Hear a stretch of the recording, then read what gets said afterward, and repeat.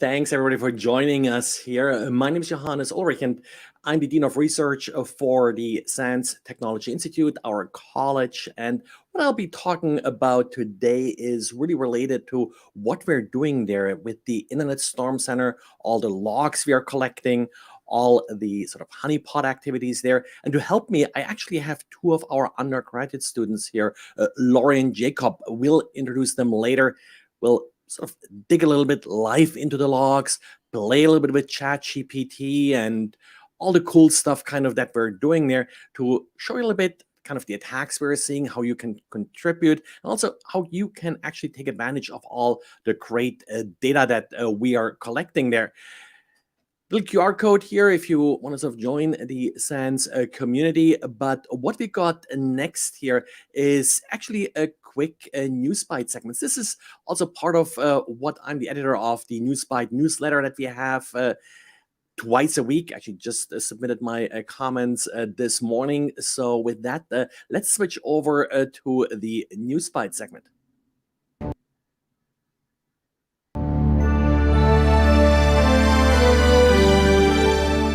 Hello, and welcome to Wait Just an Infosec News Bites, where we bring you expert commentary on the most significant cybersecurity news happening across the globe.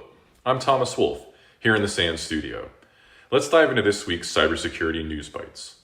Turning first to news within the federal government, the U.S. Cybersecurity and Infrastructure Security Agency has released a draft of its Secure Self-Attestation Form and is now asking for public comment. This form stems from a September 2022 directive that mandates federal agencies only use software provided by software companies in compliance with the federal government's NIST-based secure software development practices. CISA's draft identifies the minimum secure software development requirements software producers must meet before the product can be used by federal agencies. Minimum requirements include secure development environments, automated vulnerability checks, and maintaining trusted source code supply chains and provenance data for all code. That's a mouthful, so be sure to subscribe to our weekly News Bites newsletter at SANS.org/newsbites to read more about this. This initiative comes after several years of stalled attempts by the federal government to increase software security. If you're a software provider, now's the time to review and comment on CISA's proposed form.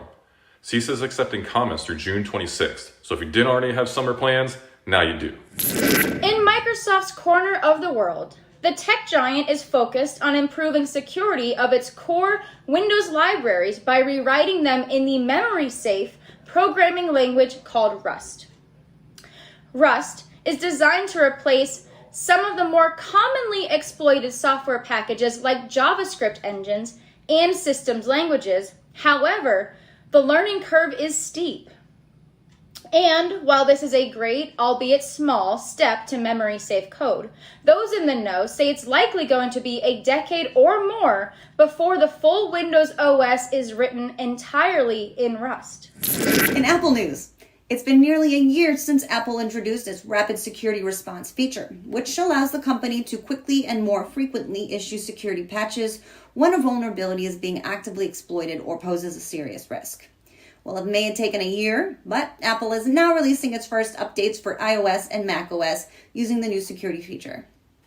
The update is available for iOS and iPadOS devices running version 16, as well as Macs running version 13.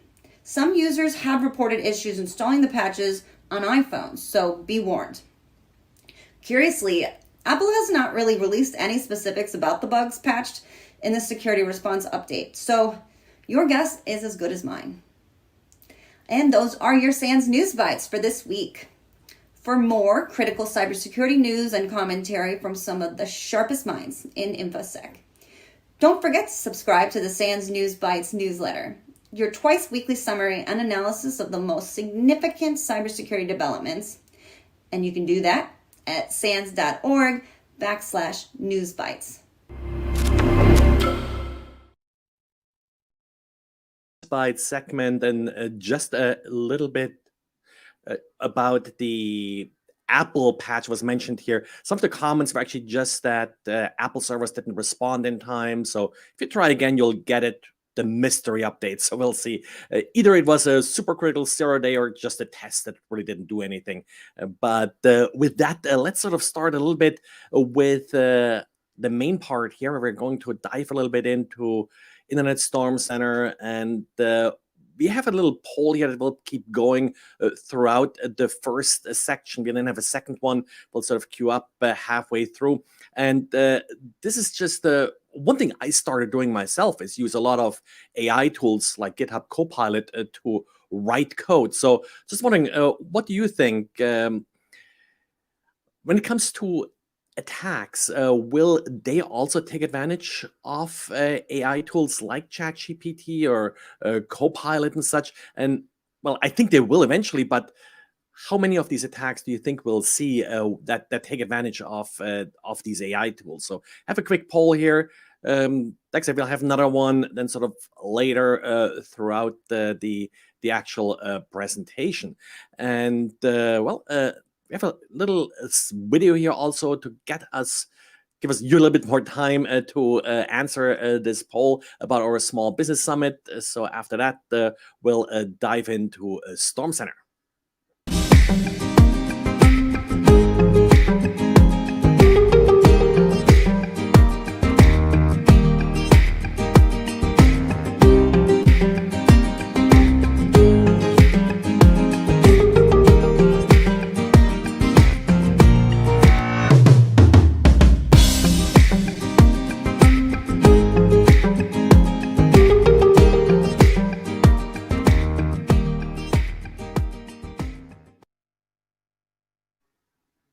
Well, and we're back. So started with the main part of this live stream.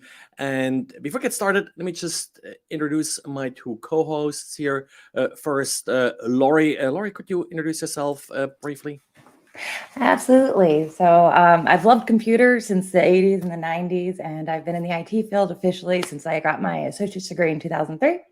I absolutely can still remember the smell and the sound of those big printer rooms with dot matrix banners that we used to put all over the house. It was a lot of fun. And currently I'm in SANS to get my bachelor's degree and maybe my master's. We'll see how it goes. Well, we'll see. First, one thing first, but So Jacob, could you introduce yourself too, please? Yeah, hi everybody. My name is Jacob Gray. By day, I'm a security engineer for the University of Notre Dame. By night, I'm working to wrap up my bachelor's degree with SANS Institute. About a month and a half away from my final course, so maybe I'll also take a peek at that master's when I get there. Excellent. Yeah, and now the reason I invited you here to join me is that you currently sort of take part in the Storm Center internship that we have as part of the undergraduate program. So as part of this, of course, you're setting up honeypots. You're looking at events that come out of honeypots. Anything exciting you saw so far? Let's go the other way around here, and Jacob, start with you. Yeah, almost immediately I saw some interesting stuff that I didn't really get a chance to see in my day-to-day. My first attack observation, I got to see some interesting kind of living off the land tactics, seeing people SSH into my honeypot, using some of the built-in commands in Linux, like they're echoing in hex data into a file to assemble malware, and then they're executing that malware. So that was a really good, strong takeaway from my first observation. Yeah, that's sort of an interesting technique here. That sort of Mirai, I think, started doing that, where they echo hex code kind of as a simple file transfer protocol, kind of over telnet, and that's that they sort of set up there. How busy was your honeypot? Any guess there? Yeah, I've actually have it pulled up for the past couple days. I'm seeing about 65,000 events in the past 7 days for just SSH alone on port 2222, and on port 22 I've got another 50,000 attempts. So that's just SSH. It's quite a bit for 7 days. Yeah, so quite a bit of data to analyze there. Laurie, yours as busy, or any interesting event here that you have? Mine is definitely as busy. There have been times I've had to actually unplug it, have it in my DMZ. So I've got to unplug it so I can give other people some bandwidth in the house. Some of the things that I've found interesting. So Microsoft is one of my passions. I really love the operating system and getting in there. And so being able to actually observe Exchange 2013, like live vulnerability exploit attempts is really cool because we see everything from script kiddies to more sophisticated attacks, but kind of all trying to go after the same thing. So it's been really interesting to watch that evolution and that jockeying for that escalating, attack capability. Yeah, and I think yesterday when we sort of talked a little bit about this live stream, you mentioned sort of the question about hey, instead of script kiddies, will we soon have chat GPT kiddies, kind of? Yeah. Do you think there's anything already in there, or can't really tell at this point? So I definitely think there are. I think it's going to be interesting to watch it evolve from the traditional script kiddies that we think of and how that goes to more of the chat GPT packaged things. And I'm curious, like, how are we going to even profile that going forward? And at what point is it going to be cyclic where we have AI making the code and then AI driven attacks also going after the code? Analyzing the code, kind of. Yeah, and I think that's actually, we should dive into this a little bit here and just have AI fight AI and see who wins, kind of.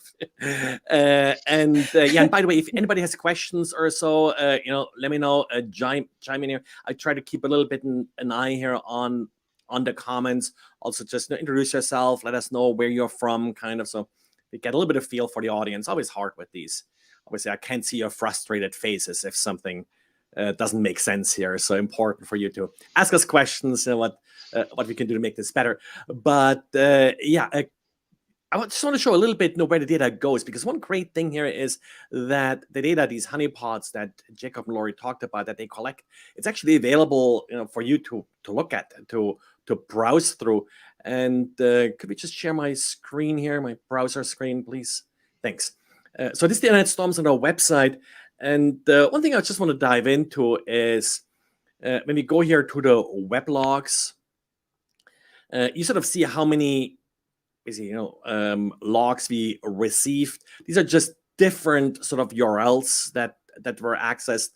But the feature I always look at the most is what I call it the first seen URLs. And this is a little bit a work in progress. But what it basically does is it shows URLs that we haven't seen before that were accessed on our honeypots. Can take a little bit to pull up here, but eventually it will pull up. It's a little bit noisy sometimes. Like sometimes an attacker is just modifying like an IP address they're connecting to, and it's not necessarily a new attack, but it does give you sort of an interesting insight. And probably I shouldn't have pulled this up before showing everybody here the URL, because now everybody's pulling it up. But eventually it will come up. And while it does that, let's actually just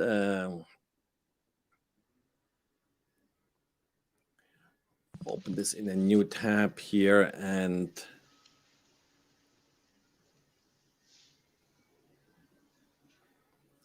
the site is completely down. There it is. There it is. Good. It came up eventually. So these are some of these attacks. And let's see what we got here, kind of. What attacks? PHP unit. Anybody recognizing that? Laurie, great. Laurie, Jacob, have you seen that? Not that one specifically, but something I've really taken away from a lot of these web-based attacks is we're still seeing vulnerabilities from like 2010 and beyond. So one good takeaway for me, I've had conversations with people, is attackers are going to continue to script for numerous volumes of vulnerabilities, and mainly they're going to keep using what's working. So if we as an industry aren't keeping on top of vulnerability management, the go-tos from back in 2013, we're going to just keep seeing that happening over and over. Yeah, and that's a good point here. This is certainly not sort of a new vulnerability, I think. PHP unit is sort of a testing framework, unit testing, and it has sort of some, if you don't configure it right, some remote code execution possibilities there. But, Laurie, we promised to do a little bit ChatGPT, so let's see what ChatGPT thinks about it, and if it can help you solve your next attack observation assignment here. Oops, actually, let's do this a little bit different. So And while you put that in there, Yeah. if I may, I think it's so important, like for what Jacob said, when we have like end of life software or we're not patching, or we think that, oh, no one's going to come after little old me. We need to remember that once it works once, all they have to do is set and forget it. So it takes nothing for an attacker to keep pummeling down and trying to go after Windows 7, Windows 8, Windows 10, whatever it is. All right, let's see what we got here. Yeah, so let's see what we got. Okay, yeah, it got the PH. I think it got the right vulnerability. Let's ask for the CVE number. I should have asked that as well. Yeah. And something I'm really interested to see with, the emerging AI on the market is, are we going to start seeing AI type attacks kind of going out, leveraging different databases, reporting on different types of attack and scaling that in mass? One of the things I'm concerned about with AI is the volume and the velocity of attacks are going to be increased versus a traditional scripting system. Yeah, and I think we really have to turn this around, kind of, to also help us analyze all these logs, help us as defenders respond better. And I think you see this here, kind of. Hey, I think did a pretty good job with this particular attacker, telling us what it's about. What's the vulnerability? Gave us looks like a correct. This 2017-ish kind of looks like the right year, at least for this vulnerability. Not 100% familiar with the exact vulnerability that they're exploiting here. And there's probably a set of vulnerability with PHP on it, so it's not necessarily just one a vulnerability here that they have. And actually, you mentioned sort of the end of life stuff. There was a story. It's actually going to come also in today's news bite. I think I mentioned it in the daily podcast earlier this week about these old Cisco phone adapters. And they have it's not a super easy to exploitable vulnerability, but it's basically you can just, if you expose the web interface, you can just upload custom firmware without authentication to the device. And Cisco is not going to fix it because those devices, I think, were last sold 2 years ago. And Cisco is actually one of the companies that's pretty good about laying out this is how long this device will be supported. And one thing you really need, if you do buy any kind of device, you kind of need to check with your vendor, how long is this device going to be good for? What's the expiration date, basically? Put a little sticker on the device, don't use after, kind of, or best before kind of sticker. I wish the manufacturers would put this on there.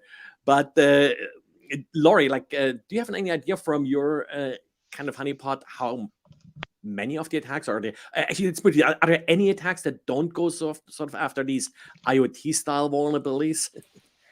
I'm trying to think right now. There have been so many different attacks that definitely, WordPress, right? Like every other attack, like you're coming right down onto PHP, you're coming on WordPress. It is all that same stuff. Yeah. I think we saw a couple that were attempting to exploit, was it Cloudflare or something recently? Okay. And we've seen, obviously, the directory traverses. We've seen a whole bunch of that. I think one of the best things that I've used it for is showing the average person. When we say that there's a lot of passwords in a breach file, it will be put into a novice attempt and it will be used. So change your passwords. Yeah. No, that's definitely one of the things, kind of, the passwords. Actually, we have that data here too in our, actually, maybe this, I want to come back to this. So when we look at our SH activity here, the top 10 passwords are being attempted. And actually, if you look at number 2 here, that's not an obvious password, kind of. Maybe a little bit hard to see. Let me try to up the font size a little bit on the screen. So this 345 GS. Let's do a quick. Actually, let's ask ChatGPT. Yeah, that's interesting because I've seen a lot of keyboard walks, but that one is where's that coming from? And a lot of these passwords are going to be the default passwords configured on the device. So along with the whole, hey, have a 5-year refresh plan because it's going to be EOL, change those default creds. Oh, ChatGPT is not going to help us with that. You have to go to good old Google for that, kind of. Let's check Google and see what what Google does here. Hey, it links to our site. That's kind of nice. Honeypot activity. Yeah, lots of honeypot activity here. Abuse. I don't see anything obvious here. Yeah. That's So it's basically interesting because they've honeypots got seeing a lot those. of hits too. Yeah, yeah. A lot of other Seems to be, honeypots are seeing that, but not necessarily any specific device that's. Let's see. We get here.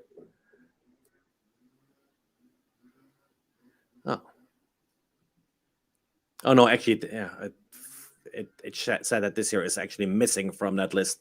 So yeah, this is actually an interesting thing here that all of a sudden, attackers are going for this password. Now, what this tells you as a defender is these are probably passwords that you want to include in your password scans internally, kind of. If attackers go after that. This is sort of like a keyboard walk thing here. You have your admins, and the other stupid passwords that people love. But yeah, this is very similar here, this password. So could be some Chinese thing, like they have some of the multiple keystrokes. So, but yeah, that's what you learn from it. Now let's go back here to the first scene URLs and see if I have anything else interesting. File uploads, they're always a big favorite. Yeah, if you're trying to upload files. This stuff is attackers looking for proxies. Actually, this one here as well. Watch movies in other countries. What the kids like. Let's actually just go to that URL. I always love to go to possibly malicious URLs during live streams, but life wouldn't be exciting without it. And of course, it doesn't work. But I think this is one of those sites that gives you back kind of what IP address you're connecting from. So kind of a confirmation that the proxy worked. So that's what they're often doing here. And here was something different. Let's ask ChatGPT what this is.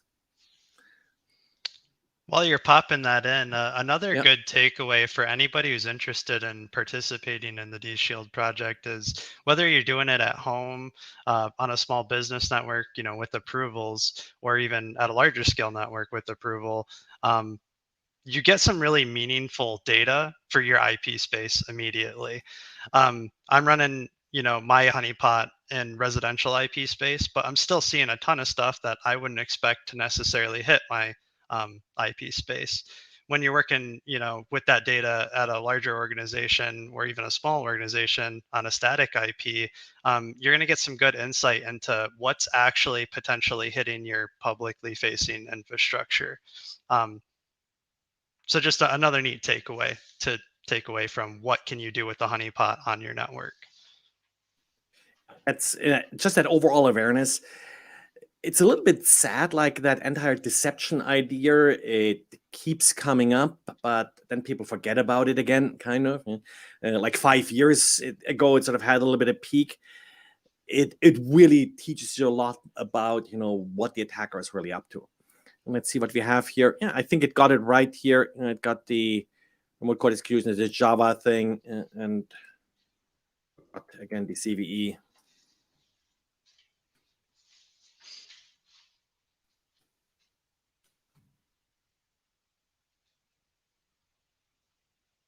Yep, it found a CVE here, and no idea if it's really correct here, but it sounds close enough, kind of. Where it basically says, okay, this was some OGNL injection. Let's go back up and look at it here. So this is sort of one of those typical sort of Java deserialization style kind of exploits. That's how I would fingerprint it, but it looks like something a little bit different. And yeah, it explains quite well sort of what these vulnerabilities are and what an attacker is possibly trying to exploit. Now, we are sort of running a bit here in our times. We have too much fun here with this, but we can then also, let's just ask ChatGPT to write us a honeypot to detect what the attacker is trying to do here.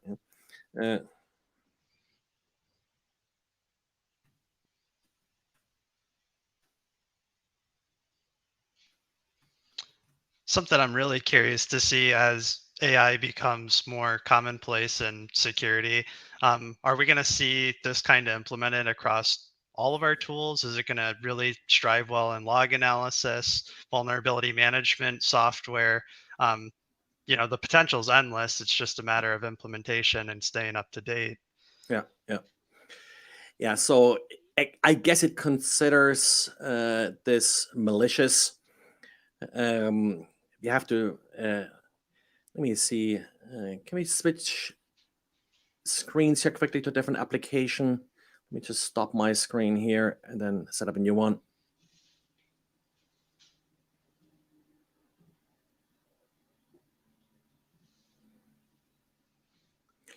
I think that's a nice thing with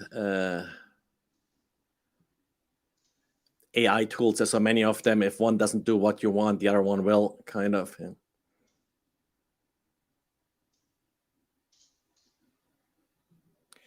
Okay, I seem to have some permission issues here. Stupid security getting in the way. But yeah, sort of what you could try is basically like GitHub Copilot.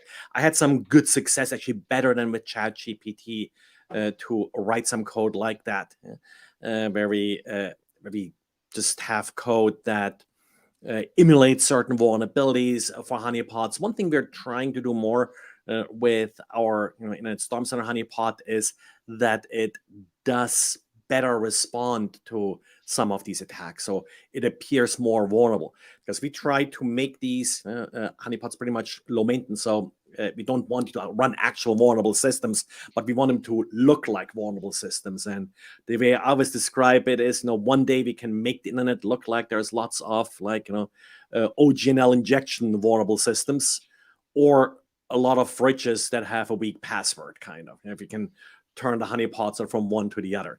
But anyway, Lori, any other sort of final words here? Yeah, I just wanted to say, I think honeypots themselves are such a useful tool to help build a business case of why we might need to have additional funding or additional tools in a certain space. We've seen, I know, like I work with SimSpace, I'm a lead cyber range engineer, and I know that we've done some different work in different spaces to highlight the vulnerabilities on power grids or health systems and stuff like that. And I think it is so incredibly important to allow us to do that profiling so that we can get that business use case and we can get those fundings. And hopefully we can start building a little bit more defense in depth around us. Jacob? I think Lori hit the nail on the head there. Really, for me, moving forward after the internship, I'd love to introduce some honeypot intelligence at Notre Dame. That's something we have on our roadmap moving forward, and just using meaningful threat insight. There are plenty of great programs out there, but having meaningful, data for what's actually hitting our IP space can really take us the extra step, I think. Yeah, and I think that's really sort of where honeypots fit in really well, because they give you that internal threat intel. You can buy all the external feeds you want, but they're always at least like a day late. What you collect internally is really actionable for yourself right now. So that really matters to you. These are attacks that really are targeting you. So that, I think, is where they really fit in well. Internally, you can do something a little bit more covert as far as honeypots go. Just want to mention, we also have an API that you can sort of use to connect to all of this data and pull it in if you want to. But yeah, thanks, Lori. Thanks, Jacob, for joining me here. And with that, I hand it back to our feature blog. We have Jess Garcia. Jess Garcia, great friend, great SANS instructor, and he has a little bit of recording here about graphs and AI. AI is the topic these days. So let's switch here to Jess. Hello, everyone. I'm here at the RSA conference right now, which is fantastic. I'm Jess Garcia. I am a SANS instructor and DFIR practitioner, and I was just delivering my talk yesterday.